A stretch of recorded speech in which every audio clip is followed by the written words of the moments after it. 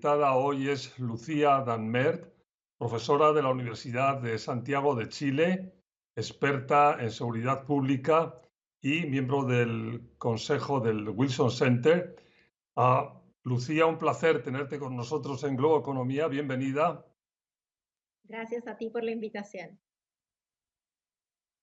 Y vamos a dedicar todo nuestro tiempo, lo decía en mi introducción, a Chile y a una pregunta que me hacía o que repetía si realmente se ha convertido Chile otra vez en ejemplo para toda la región. Y yo decía lo de otra vez porque por mucho tiempo Chile ha sido referente del bien hacer en la región en temas de Estado de Derecho, de institucionalidad, de respeto de la ley.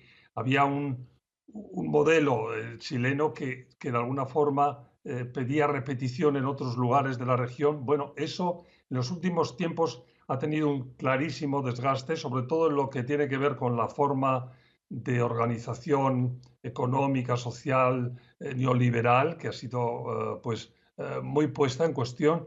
Y bueno, hemos desembocado en estos acontecimientos que conoce todo el mundo hace poco más de un año, que han traído como consecuencia, o van a traer un cambio constitucional y que después han tenido una influencia en toda la región tremenda. ¿Estás de acuerdo de acuerdo en este tema, en este planteamiento que yo describía rápidamente en mi presentación? Sí, de todas maneras, creo que efectivamente Chile se convirtió en un modelo en América Latina, un modelo que fue copiado por muchos países, ya sea por el sistema de pensiones, ya sea por el sistema de nueva gestión de la administración pública, por la forma como se organizaba la economía, por cómo se pensaba la educación, en fin, por un montón de factores que además valorizaban con mucho ímpetu la estabilidad política, ¿cierto? Al lado del resto de América Latina, que uno veía turbulencias medianamente permanentes, en Chile eso no pasaba, pero el problema es que el modelo tenía grietas bastante profundas que uno no solo no se exportaban, sino que tampoco se veían a lo interno. Entonces esa falta de una mirada más en detalle de las grietas del modelo es lo que llevó a una sensación de frustración y a un aumento, digamos, del uso de la protesta en las calles, no solamente el año pasado, sino desde el 2006 en adelante, sistemáticamente. Y bueno, la élite política no quiso hacer los cambios o no vio la necesidad de hacer los cambios y ahora estamos efectivamente, yo creo, como nuevamente como un referente en la región, pero porque estamos mirando mucho más las grietas del modelo y la necesidad de cambiarlo en muchos sentidos. Tú decías ahora, te lo iba a preguntar, que efectivamente todos tenemos fuera de Chile la referencia de hace un año, pero que el tema venía bastante más de atrás, ¿no? Ese deterioro, esa grieta, esa fisura, ¿no?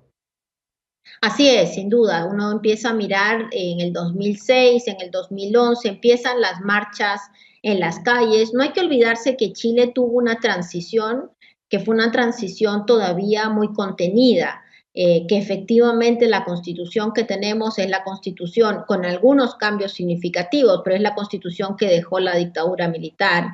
Y que eso no permitió que haya muchas demostraciones en las calles. La política pasó a ser, como en muchos lugares de América Latina, un tema del que nadie quería hablar.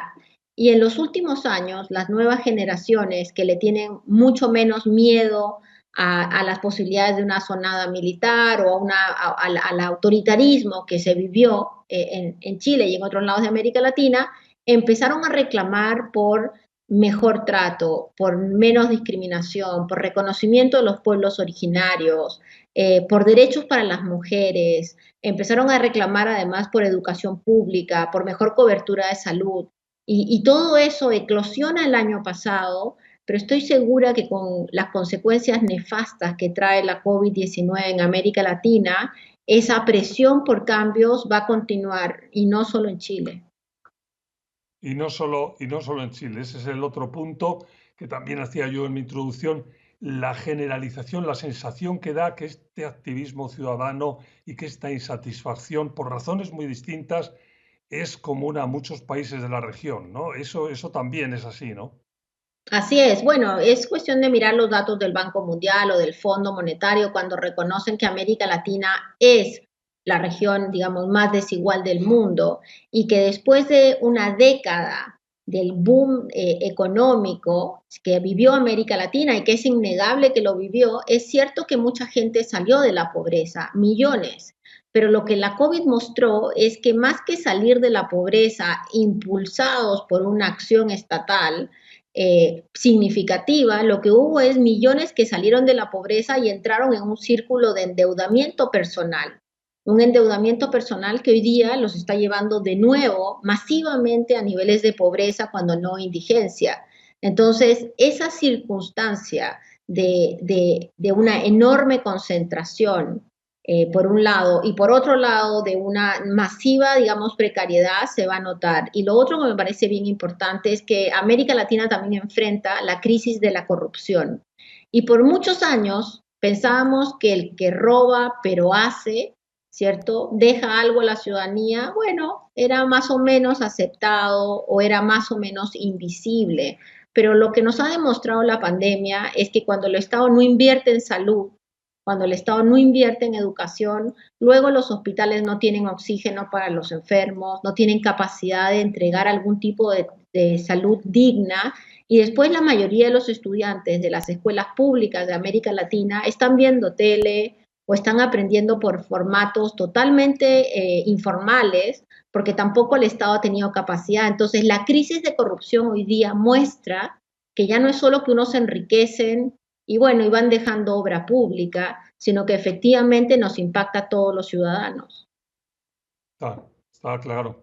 Tenemos que hacer una pausa aquí. Cuando volvamos nos ocupamos de las pautas de comportamiento ciudadano, de ese activismo ciudadano que se están repitiendo y repicando por doquier. Sigan con nosotros, Globo Economía.